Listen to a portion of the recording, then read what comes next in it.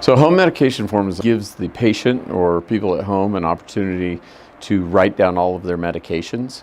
That's something that we've been working on actually for a long time in the healthcare industry, is being accurate about medication lists.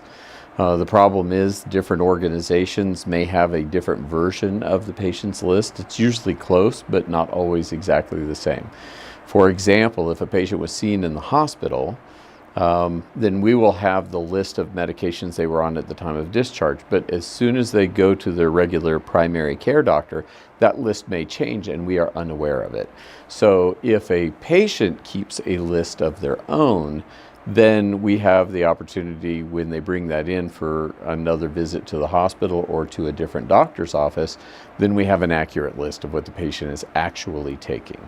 That's the benefit of having the list available. Now, I would recommend that anybody who is taking medications on a regular basis keep that list. And it doesn't matter whether these are prescription medications. Lots of people take a daily aspirin. You don't need a prescription for that, but that ought to be on the list too. Additionally, some patients take herbal remedies for things. Those should be on the list because there can be drug interactions with even herbal or holistic medications. So the list is enormous in terms of what drug-drug interactions could exist, and so it's important for us to know what meds you're on to help us avoid certain medications or use others to augment. Other things that you should include on there is whether or not you have any allergies or any kind of intolerance to a medication. Those are also important pieces of information for us to have, any provider to have, in order to take care of a patient.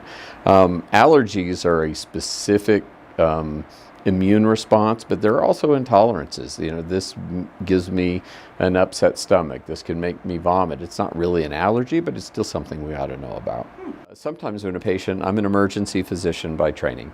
Sometimes a patient who comes into the emergency department is unable to give us this information. Sometimes it's just hard to remember because people are on long lists of medications.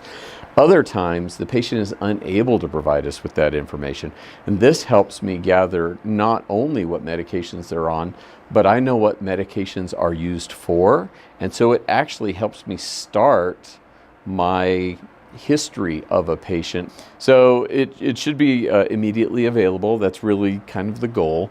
We recommend that people keep it on their person, keep it in a purse, keep it in a wallet, something like that, so that it's immediately available when you go to the doctor's office. So anytime your medications are changed, you ought to update the form. If it's a simple change, then you can just mark out what you were on, a dose change, something like that. Anytime there's an admission or a major change to your medication list, then just getting a new medication list put together.